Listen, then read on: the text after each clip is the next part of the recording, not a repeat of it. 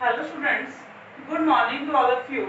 Today we will discuss about next important components of macroeconomics.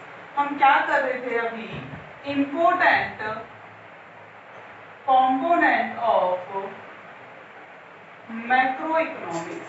Macroeconomics के हमारे कुछ important components हैं, काफी इंपॉर्टेंट कंपोनेंट्स हम कर चुके हैं। अभी क्या है, नेक्स्ट हम किसकी स्टडी करने वाले हैं? Stock and flow. इसके बारे में स्टॉक एंड फ्लो। स्टॉक क्या है, फ्लो क्या है? Stock, what is the meaning of stock? तो stock is a quantity measured at a particular point of time. Stock क्या है? एक वो क्वांटिटी है जो मेजर की जा रही है, कब? Eight a particular point of time. एक पर्टिकुलर पॉइंट ऑफ टाइम के अंदर जो मेजर की जाए, इट इज कॉल्ड स्टॉक। ध्यान रखना, स्टॉक क्या है? एक quantity which is measure at a particular point of time. तो पर्टिकुलर पॉइंट ऑफ टाइम इसके अंदर क्या बहुत ज्यादा इंपॉर्टेंट है। जैसे मैंने आपको बताया था, लाइक सप्लाई ऑफ मनी। क्या था? Supply of money. जो मनी की सप्लाई थी, तो सप्लाई ऑफ मनी की भी क्या था? स्टॉक कॉन्सेप्ट था।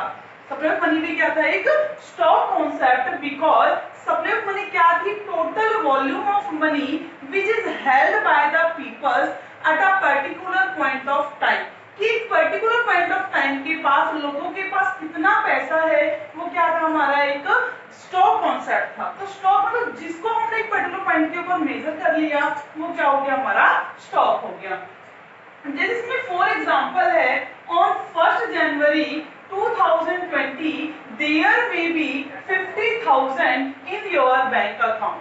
मतलब 1 जनवरी 2020 को आपके अकाउंट में कितनी मनी है? ₹50,000 है। तो मतलब 1 जनवरी 2020 की बात है, उस दिन आपके अकाउंट में 50,000 रुपए हैं। तो आपने उसी दिन उसको मेजर किया है, वो क्या हो गया? आपका स्टॉक कॉन्सेप्ट हो गया।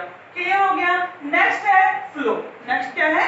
फ्लो। फ्लो मतलब जो बहाव है, जो कॉन्टिन्यूअस चल रहा है। It means a flow is a quantity measured over a specified period of time. कि फ्लो एक वो कॉन्सेप्ट होता है, वो क्वांटिटी होती है जिसको एक स्पेसिफाइड पीरियड के अंदर क्या किया जाता है? मेजर किया जाता है। स्पेसिफाइड पीरियड मतलब कि अभी ये क्या है कि अकाउंट में 50,000 रुपीज हैं, तो क्या ड्यूरिंग 1 ईयर, ड्यूरिंग 1 मंथ क्या क्या उसने पर डे कितने रुपीज निकलवाए? सपोज उसने 100,000 रुपीज क्या करे? विड्रॉ कराए। तो विड्रॉ कराया, वो क्या हो गया? उसका flow concept. For example, you may be getting ₹1,500 per month as pocket allowance. जैसे कि आपको हर महीने पॉकेट अलाउंस कितना मिलता है? 1500, 1500 रुपए मिलते हैं। किसके? पॉकेट अलाउंस के। तो वो क्या हो गया? फ्लो। जैसे कि फॉर एग्जांपल मैं बताती हूँ, एक क्या है? वाटर टैंक है। क्या है? एक वाटर टैंक, जिसके अंदर क्या है? जो वाटर है वो भरा हुआ है, एक वाटर भरा हुआ है। तो ये वाटर सपोज कितना है? 500 लीटर। कितना है? 500 लीटर है। तो इसके अंदर मैंने कहा अभी इस टैंक के अंदर 500 लीटर क्या है? वाटर है। तो ये क्या है? Stock concept. मतलब मैंने एक पर्टिकुलर पॉइंट ऑफ टाइम क्या कर लिया? इसको मेजर कर लिया। अगर मैं कहूँ ये टैप, देखो यहाँ पर क्या लगी हुई है? एक टैप लगी हुई है, और यहाँ से पानी क्या हो रहा है? फ्लो हो रहा है। इस टैप से पानी निकल रहा है, तो ये क्या है? फ्लो। क्या हो रहा है? फ्लो। कि इसमें 1 आवर्स में, 2 आवर्स में जो वाटर है, वाटर का लेवल इतना हो जाता है, ये हो जाता है। इसलिए क्या है? 1 आवर, 2 आवर एक स्पेसिफाइड पीरियड ऑफ टाइम है, तो फ्लो हो गया। फिर वन टाइम ही मैंने इसको मेजर करके बताया, तो वो क्या हो गया? स्टॉक कॉन्सेप्ट हो गया। क्लियर हो गया? Flow and stock concept. ध्यान रखना, stock which is measure at a particular point of time, flow which is measure at a specified period of time, जिसको स्पेसिफाइड पीरियड ऑफ टाइम के अंदर क्या किया जाए? मेजर किया जाए। अब नेक्स्ट हमारा difference between stock and flow. Stock और फ्लो के बीच में डिफरेंस क्या है? तो सबसे पहले है मीनिंग। सबसे पहले क्या है? मीनिंग। तो मीनिंग में क्या है कि which is measure at a particular point of time, it is called stock. जो पर्टिकुलर पॉइंट ऑफ टाइम पर मेजर किया जाए, वो क्या? स्टॉक है। Flow which are measure at a specified period of time. एक स्पेसिफाइड पीरियड ऑफ टाइम जो measure किया जाए, वो क्या है? Flow concept. स्टॉक में ये कह रहा है कि stock does not time dimensional, इसमें क्या नहीं होता, टाइम डायमेंशनल नहीं होता, टाइम चेंज नहीं होता, जब मैं इधर कर लिया तभी कर लिया, उसके बाद उसको चेंज नहीं करते। बट ये time dimension 1 hour 2 hour month years, तो ये टाइम डायमेंशनल की बेस पर होता है।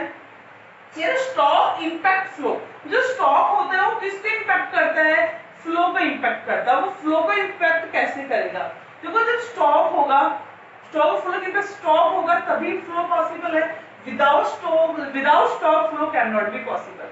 जब आपके पास स्टॉक ही नहीं है, जब आपके पास टैंक के अंदर वाटर ही नहीं है, तो क्या फ्लो पॉसिबल है, पॉसिबल नहीं है। तो क्या होगा कि without stock flow can not be possible.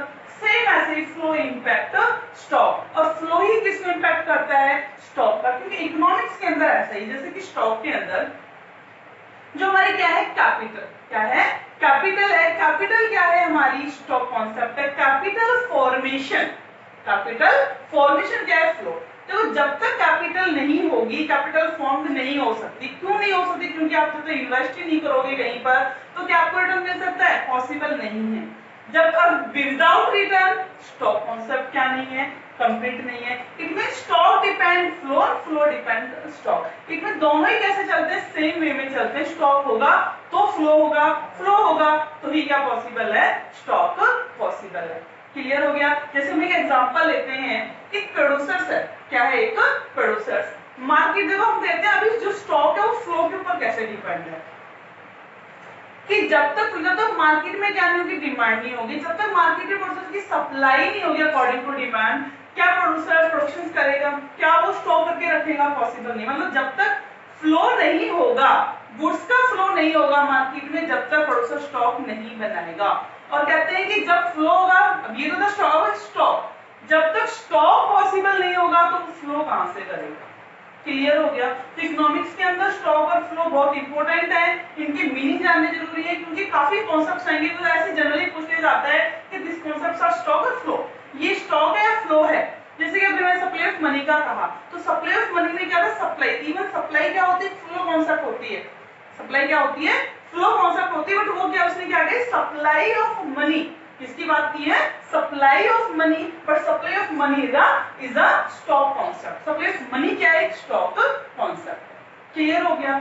Next हमारे 4 sectors of the economy. Economy के अंदर कितने सेक्टर्स होते हैं, 4 सेक्टर्स होते हैं।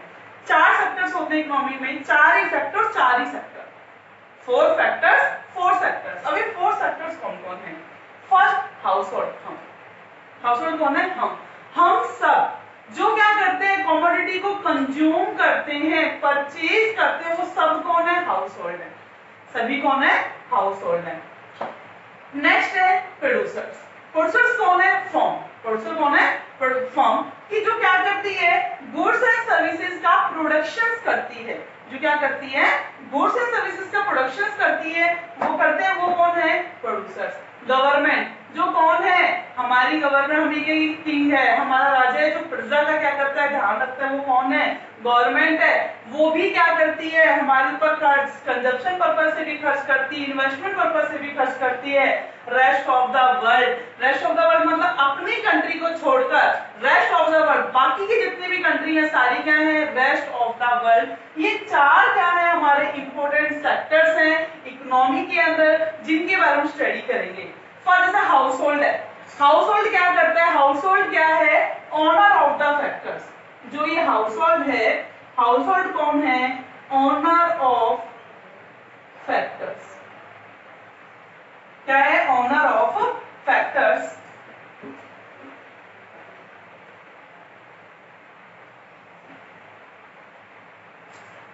House hold sectors, house hold sectors कौन है, owner of factors, owner of factors. Owner of factors का मतलब कि जितने भी हमारे इकोनॉमिक्स अंदर फैक्टर्स यूज होते हैं, फैक्टर्स पता है सभी को, जो मैंने माइक्रो में 11th क्लास में बता दिए थे कि 4 फैक्टर्स हैं जो यूज होंगे इकोनॉमिक्स के अंदर। फैक्टर्स कौन कौन से हैं, land, labour, capital, entrepreneurship. Entrepreneurship. 4 हमारे फैक्टर्स हैं, land, labour, capital and entrepreneurship. ये चारों ही फैक्टर्स किसके हैं? हाउस होल्ड सेक्टर्स के। हाउस होल्ड सेक्टर्स क्या इनका ऑनर है। अभी इसकी इंपॉर्टेंस आगे पता चलेगी कि मैं क्यों करा रही हूँ, कि इंपॉर्टेंस है इसकी आगे। तो ऑनर ऑफ सेक्टर्स कौन है? फैक्टर्स के हाउस होल्ड सेक्टर्स। सेकंड कौन है? प्रोड्यूसर्स। प्रोड्यूसर्स क्या करता है? इन्हीं फैक्टर्स को यूज कर गुड्स एंड सर्विसेज का क्या करेगा? प्रोडक्शंस। गुड्स एंड सर्विसेज का क्या करता है? प्रोडक्शंस। गवर्नमेंट है, गवर्नमेंट का भी क्या होता है? रोल होता है कि वो भी क्या है, कुछ तो ऑनर ऑफ द फैक्टर वो नहीं है। गवर्नमेंट क्या करती है? इन्हीं फैक्टर्स को यूज क्या करती है? यूज करती है। गवर्नमेंट भी प्रोडक्शंस करती है गुड्स एंड सर्विसेज का, साथ साथ ही हमारी जो कंजप्शन एक्टिविटीज है उनका भी ध्यान रखती है। And fourth, rest of the world. Rest of the world का काम क्या है? जिसके साथ हम क्या करते हैं? जनरली एक्सपोर्ट एंड इंपोर्ट करते हैं। क्या करते हैं? Export and import. हाँ, हमारा क्या होता है? फिक्स होता है। वो क्या होता है? Rest of the world. Clear हो गया सभी को? अब नेक्स्ट हमारा टॉपिक है वो क्या है? इंटरसेक्टोरल का कंपैरिजन। तो इंटरसेक्टोरल, जैसे मैंने लिखा है इंटरसेक्टोरल फ्लो, इसके बारे में स्टडी करनी है। इससे पहले मैंने तुम्हें बता दिया हाउस होल्ड सेक्टर्स क्या है, owner of the factors, land, labour, capital and entrepreneurship. Second कौन हो गया? प्रोड्यूसर्स हो गया, जो प्रोड्यूस करता है all items, all units, all items या all goods and services produce by the producers. Next कौन है? गवर्नमेंट। गवर्नमेंट का भी क्या रोल होता है? गवर्नमेंट भी यूनिट्स को क्या करती है? प्रोडक्शंस भी करती है, कंजप्शन पर्पस से भी एक्सपेंडिचर्स करती है। Next, rest of the world, जिसके साथ हम क्या करते हैं? रेस्ट ऑफ द वर्ल्ड, जिसके साथ हम दूसरी कंट्रीज के साथ क्या करते हैं? ट्रेड करते हैं, एक्सपोर्ट एंड इंपोर्ट्स। वहां रेस्ट ऑफ द वर्ल्ड क्या करता है? अपना रोल प्ले करता है। अब है इंटरसेक्टोरल फ्लो। इंटरसेक्टोरल फ्लो का मतलब है interdependency of sector. Interdependency, it means one sectors depend to other sectors. एक जो सेक्टर्स है वो किसके ऊपर डिपेंड है? दूसरे सेक्टर्स के ऊपर डिपेंड है। मतलब कि अगर इसमें से एक भी सेक्टर्स को निकाल लिया जाए, एक से निकाल लिया जाए, तो जो फ्लो है, जो क्या है? फ्लो है, flow can not be possible. Flow possible नहीं हो सकता। फ्लो क्या नहीं हो सकता? पॉसिबल नहीं हो सकता। मैं ये कहूं house hold sector depend on producer, producer depend on house hold. अब कहोगे मैडम हम कैसे प्रोड्यूसर्स के ऊपर डिपेंड है, हम गवर्नमेंट के ऊपर कैसे डिपेंड, हम रेस्ट ऑफ द वर्ल्ड के साथ कैसे डिपेंड है? देखो, जानना चाहोगे कि हाउस होल्ड सेक्टर्स है कि how to household sector depend on producers, government and rest of the world. बिना इनके कैसे वो अधूरा है? देखो, हाउस होल्ड सेक्टर सभी क्या नहीं कर सकते? प्रोडक्शंस नहीं कर सकते। सभी क्या नहीं कर सकते? प्रोडक्शंस नहीं कर सकते। हमें क्या चाहिए? Goods and services. और गुड्स एंड सर्विसेज को हम क्या नहीं कर सकते? प्रोड्यूस नहीं कर सकते। हम ये कि एक तो गुड्स हम प्रोड्यूस करने की भी सोचें तो हमारी वांट्स तो बहुत ज्यादा अनलिमिटेड है। अनलिमिटेड जो वांट्स हैं वो क्या नहीं होंगी? खुद से तो कंप्लीट नहीं होंगी। हम डिपेंड किसके ऊपर होंगे? प्रोड्यूसर्स के ऊपर। इसमें डिपेंड होंगे प्रोड्यूसर्स के ऊपर। सेकंड, जो प्रोड्यूसर सेक्टर वो हमारे ऊपर कैसे डिपेंड है? अरे जो फैक्टर है जिनका वो यूज करने वाला है, जिनसे वो गुड्स एंड सर्विसेज बनाने वाला है, वो तो हमारे पास है, उसके ओनर तो, उसके मालिक तो हम है। वो क्या करेगा? हमसे पहले इन फैक्टर्स को परचेज करेगा, फिर कहीं जाकर वो प्रोडक्शंस करेगा। तो इन दोनों की इंटरडिपेंडेंसी समझ आ गई कि how to household sector depend on producer and producer depend on household. कि हाउस होल्ड और प्रोड्यूसर्स के ऊपर डिपेंड कैसे है, जो प्रोड्यूसर्स है वो हाउस होल्ड के ऊपर डिपेंड कैसे है। ये क्लियर हो गया। अब household depend to government. Household है वो गवर्नमेंट के ऊपर डिपेंड कैसे है? देखो, government need to revenue. Government को जरूरत किस चीज की होती है? रिवेन्यू की जरूरत होती है। उसे रिवेन्यू चाहिए। वो रिवेन्यू किससे मिलती है? टैक्स से।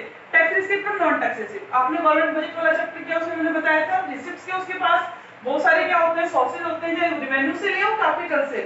लेकिन हमसे किस फॉर्म में लेगी? वो रिवेन्यू रिसिप्ट्स के फॉर्म में लेगी। तो गवर्नमेंट को क्या चाहिए? रिवेन्यू चाहिए। रिवेन्यू कहां से मिलेगी? टैक्स से और नॉन टैक्स रिसिप्ट से। तो टैक्स कौन भरेगा? हम ही तो भरेंगे। प्रोड्यूसर से टैक्स देगा। तो गवर्नमेंट किसके दोनों सेक्टर्स के ऊपर क्या है? डिपेंड। और ये दोनों सेक्टर गवर्नमेंट के ऊपर क्या है? डिपेंड। क्योंकि without subsidy, without government help क्या नहीं हो सकता? प्रोडक्शन पॉसिबल नहीं है।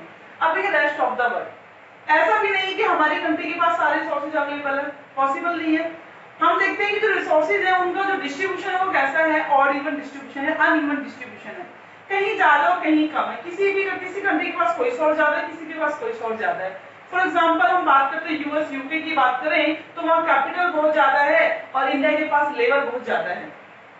ये भी रिसोर्सेज है, हमारे पास लेबर ज्यादा है, यूके यूएस के पास क्या है, कैपिटल ज्यादा है, उन्हें क्या चाहिए, लेबर चाहिए काम करने को, और हमें क्या चाहिए, टेक्नोलॉजी, हमें कैपिटल चाहिए। अगर क्या कर दें, वो हमारे नीड्स को पूरा कर दें, हम उनकी नीड्स को पूरा कर दें, तो काम क्या जो भी हम करना चाहते हैं, प्रोजेक्ट हमने बनाया, वो क्या हो सकता है, उसकी प्रॉब्लम सॉल्व हो सकती है। तो ये इंटरडिपेंडेंसी हो गई। हमें इंपोर्ट भी कराना पड़ता है और कुछ अपने यहाँ से क्या करना पड़ता है, एक्सपोर्ट भी करना पड़ता है। तो ये क्या रहता है, intersectoral flow. It means interdependency between different sector is called intersectoral flow. Clear हो गया, interdependency between different sectors, interdependency between different sector is called intersectoral flow. सभी को क्लियर हो गया होगा कि ये चारों सेक्टर्स को समझ आ गया होगा। इन चारों सेक्टर्स को मैंने अलग अलग डिफाइन करके क्यों बताया था, क्योंकि इंटरसेक्टोरल फ्लो इनके बिना पॉसिबल नहीं है। इंटरसेक्टोरल फ्लो कई बार 1 मार्क्स क्वेश्चन से पूछ लिया जाता है, 3 मार्क्स में पूछा जाता है, what is the meaning of intersectoral flow. तो अगर आपको पता है 4 सेक्टर कौन से और 4 फैक्टर कौन से हैं, तो आप इंटरसेक्टोरल फ्लो को इजीली एक्सप्लेन कर सकते हो। इकोनॉमिक्स कभी भी आपसे ये नहीं कहती कि आप मुझे अपनी लैंग्वेज की बुक्स लैंग्वेज में लिखो। इकोनॉमिक्स ये कहती है आप जितना डीपली मुझे जानते हो उतना डीपली आप मुझे लिखिए। तो आप जितना जानोगे, जितना डीपली इकोनॉमिक्स के बारे में जानोगे, उतना बेटर आप मार्क्स स्कोर कर सकते हो। इवन मार्क्स स्कोर नहीं करना, इससे भी बेटर आप बोर्ड अचीव कर सकते हो। अब है हमारा real flow and money flow. क्या है, real flow and money flow. अब है फर्स्ट यहाँ real flow. Real flow means flow of goods and services only. Only word लगाया मैंने, केवल, क्या, flow of goods and services only. केवल गुड्स एंड सर्विसेज का ही क्या होना, फ्लो होना, क्या कहलाता है, रियल फ्लो। अब ये कैसे पॉसिबल है, तो सबसे पहले हम करते हैं टू सेक्टरल इकोनॉमी के अंदर। टू सेक्टर के अंदर आएंगे हाउस होल्ड और प्रोड्यूसर्स। हाउस होल्ड और प्रोड्यूसर्स, यहां हमने ले लिया हाउस होल्ड सेक्टर्स और ये कौन है, प्रोड्यूसर्स। क्लियर हो गया, एक कौन है, हाउस होल्ड सेक्टर्स, सेकंड कौन है, producer sectors. Household sector is the owner of factors और producers need factors for productions of for goods and service, productions of goods and services। Producers को जरूरत है किसकी, इन फैक्टर्स की जरूरत है क्या करने के लिए, गुड्स एंड सर्विसेज का प्रोडक्शन करने के लिए। तो प्रोड्यूसर्स क्या करेगा, डिमांड ऑफ फैक्टर्स। तो प्रोड्यूसर्स ने क्या की, डिमांड। तो हाउस होल्ड ने क्या किया, प्रोड्यूसर सेक्टर्स को क्या क्या दे दिया, land, labour, capital and entrepreneurs. किसने दे दिए, हाउस होल्ड ने। अब प्रोड्यूसर्स का क्या की ड्यूटी क्या बनती है कि भाई जब हाउस होल्ड ने उसको क्या दिए, फैक्टर्स दिए हैं, तो प्रोड्यूसर्स इनकी हेल्प से क्या करे, प्रोडक्शंस करे और गुड्स एंड सर्विसेज को प्रोड्यूस कर किसको दे दे, हाउस होल्ड को। तो उसने हाउस होल्ड को क्या दिया, गुड्स एंड सर्विसेज। यहाँ तक क्लियर हो गया होगा। तो देखो फ्लो, यहाँ क्या चला है, केवल फ्लो चला है किसका, गुड्स एंड सर्विसेज का। कहीं मनी नहीं आई, हमारे पास लैंड थी तो हमने प्रोड्यूसर को लैंड दे दी, तो और लेबर थी तो लेबर दे दी, कैपिटल दे दी, एंटरप्रेन्योरशिप थी वो उसको दे दी। इसके बदले हमें क्या दे दिया, गुड्स एंड सर्विसेज। एक तरह से इसको हम बोलते हैं बार्टर सिस्टम भी हो गया। कौन सा सिस्टम हो गया, बार्टर सिस्टम। जो पहले चलता था, ये चलता था पहले बार्टर सिस्टम। बार्टर सिस्टम हो गया, हमने लैंड, लेबर, कैपिटल, एंटरप्रेन्योरशिप दिया और पर्सन हमें क्या दे दिया, गुड्स एंड सर्विसेज। तो ये फ्लो तो चल रहा है, यहाँ से फ्लो कर यहाँ गए, यहाँ फ्लो कर यहाँ आ गए, ये क्या है, रियल फ्लो। क्या है, real flow. Second is money flow. Second क्या है, मनी फ्लो। अब ये मनी फ्लो क्या है, देखो मनी फ्लो के अंदर मैं इसी में एक्सप्लेन करा देती हूँ। मनी फ्लो में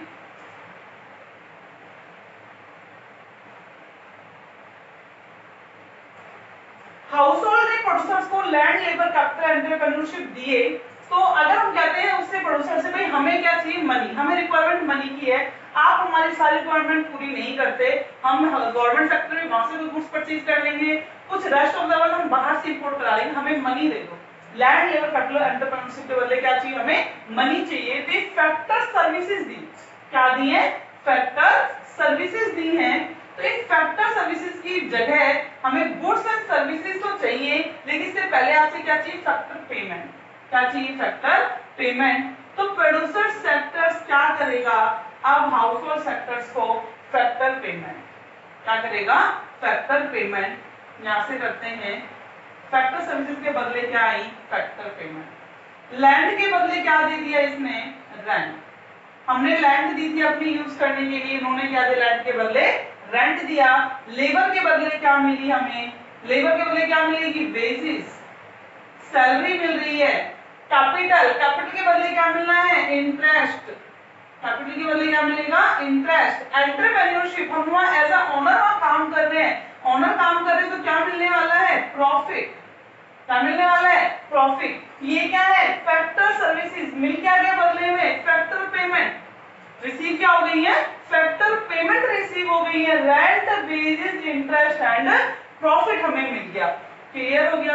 अब जब हमने मनी मांगी है प्रोड्यूसर से, तो क्या प्रोड्यूसर मनी को छोड़ देगा हमारे पास, नहीं, कहेगा कि जब जितना मैंने आपको मनी दी है ना, वो सोचेगा कि जितना पैसा मैंने इनको दिया है सारा पैसा मेरे पास आ जाए। तो वो पैसे इसके पास जाएगा कैसे, कहते हैं कि गुड्स एंड सर्विसेज मैंने भी तो आपको दिए हैं, तो आप प्लीज मुझे क्या कीजिए, इनकी पेमेंट कीजिए। हम पेमेंट करेंगे तो हमारी जो पेमेंट होगी, हमारे जो खर्चे होंगे वो क्या होंगे, कंजप्शन एक्सपेंडिचर्स। क्या होंगे, कंजप्शन एक्सपेंडिचर्स। आप कहोगे मैडम मैं इन्वेस्टमेंट भी तो करते हैं, हाउस होल्ड केवल क्या करता है, कंजप्शन एक्सपेंडिचर। हाउस होल्ड के लिए सी वर्ड ही यूज किया जाता है, कंजप्शन एक्सपेंडिचर्स। क्लियर हो गया। तो जो हमारे क्या, देखो जो हमारा क्या है, अपर, अपर जो भी हमारे पॉइंट्स है किसको शो कर रहे हैं, मनी फ्लो, किसको, मनी फ्लो। और ये क्या है, रियल फ्लो। क्लियर हो गया। जहां मनी का क्या हुआ, फ्लो हुआ, वो मनी फ्लो है। जहां गुड्स एंड सर्विस का ही फ्लो चला, वो क्या है, रियल फ्लो। इससे क्या चीज नजर आती है कि real flow, money flow is the reciprocal of real flow. जो मनी फ्लो है वो किसका रेसिप्रोकल है, रियल फ्लो का, क्योंकि without real flow money flow can not be possible.